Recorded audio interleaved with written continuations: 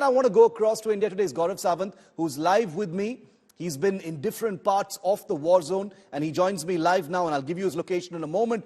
Gaurav, the siege of Gaza has well and truly begun. The blockade has already begun. We've seen helicopter gunships pounding from the sea as well today. That's the new element that has been added to the siege. At what point is that invasion at currently, Gaurav? Shiv, we are barely a couple of kilometers away from Gaza. We are at the southernmost tip of Israel. We are at Sridot. The Kafar Azad, the place that you were talking about, is barely 100 meters from where I am. There are a number of other kibbutz here, or small locations and villages and communities where a large number of Israelis were massacred, some in cars like this. There are CCTV images of people who were traveling in these cars. The Hamas terrorists wore Israeli police uniforms. They stopped those cars, made people park on the side, sprayed petrol on these cars and set them on fire. All of that has horrified Israel, and Israel is very clear that they will pound Gaza. That pounding of Gaza is happening even as you and I speak. In fact, Shiv, if you look just behind me, this is Gaza, and those black clouds that you see behind me, the plumes of smoke that are rising right behind me, that's Gaza burning. That's Israel absolutely pounding Gaza to bits, especially the Hamas strongholds. That is what Israel military forces and their government are telling journalists, that they're pounding Gaza to ensure that Mohammed Daif and the Israeli military leadership and Hamas does not remain a credible military threat ever for Israel. That's exactly what they intend to do. But Shiv, that may not be enough, because even as you and I speak, there was an air raid siren a short while back, and we rushed into an air raid shelter because Hamas continues to fire rockets at Israel even now, after so many days of Israel Air Force and helicopter gunships pounding that place and artillery using precision-guided munition to bomb Gaza almost to bits, their military locations. They continue to have the ability to strike. Several rockets fell in Israeli territory around Ashkelon, Sridot, and areas around even this evening. So perhaps those troops amassed on the other side of this small structure, tanks, armored personnel carriers, troops, all of them are amassed here, and anytime they could be launched to carry out that massive ground offensive into Gaza. It's now, Shiv, it's not if, but when will that ground assault take place? Not if, Shiv, but when. Bombardment of Gaza continues unabated from land, sea and air. But the Hamas leadership, where they are at, we don't know just yet. And I'm going to throw some light on that in just a moment. Gaurav, please stay safe. You'll see Gaurav's special report from Kfar Aza in just 20 minutes from now. It's called Horrors of Hamas. He sent us a spectacular report on the true barbarity of this terror group. And that's at 5:30 p.m. But before that, and Gaurav, stay safe. I'll come back to you in just a short while from now. The siege of Gaza, I wanted to show you what it looks like on a map.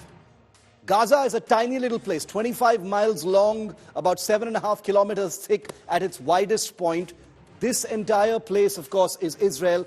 Gaza is just this tiny strip over here. Now, that tiny strip of land under Palestinian, the Palestinian people live there. Hamas governs it. Now, that is under siege, as you can see, from the eastern side and from the northern side by Israeli tanks and ground vehicles, several forces as well. The new addition to the siege now is coming in from the sea, where the port of Gaza is being attacked using artillery and ammunition fired from missile boats as well as gunship helicopters. And of course, remember, for the last few days, as you've seen with image after image, are F-16 and F-15 fighter jets that have been bombing the hell out of Gaza. Several locations completely reduced to rubble. We've got some satellite images that have been coming in as well that paint a very, very a hellscape of a picture of what Gaza has in store for it right now.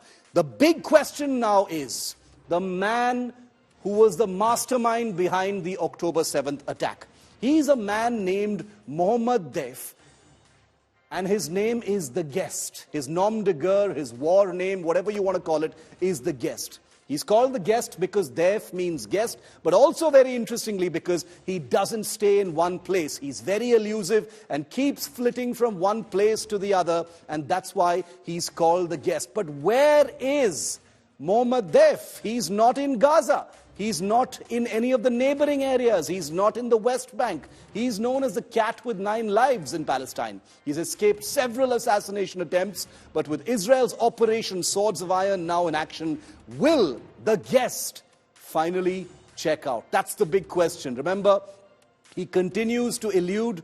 That's the only known picture of Mohammad Deif of the Hamas. He's the commander of the Al-Qassam Brigades, which is the military terrorist wing of the Hamas organization, but nobody knows yet where he is. And even if they do know, perhaps no action has been taken just yet or not revealed yet. That is something we will know very soon. Mohammad Deif is only one part of the organization structure of the Hamas. Take a look. Israel's biggest ever offensive against Hamas terrorists. After the bloodiest terror attacks on its soil, Israel is baying for revenge. With never before seen scale of attacks inside Gaza.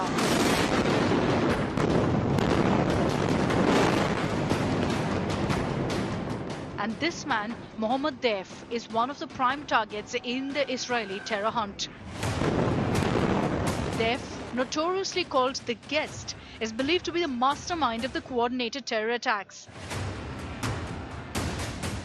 And also ahead of the infamous Al-Qassam rocket brigade. On Wednesday, Israel jets bombed the Hamas military chief's home in Gaza, killing several of his family members, including his brother. But there's no news on Deif, the shadowy figure and most wanted man now in Israel. Sources say it was in May 2021, after an Israeli raid on Al-Aqsa Mosque, that Deif began planning the terror strike. Committed to an armed resistance against Israel, Deif has quickly risen to prominence within Hamas's military unit, the Al-Qassam Brigades. Deif has survived at least 4 Israeli assassination attempts, while losing an eye and multiple limbs.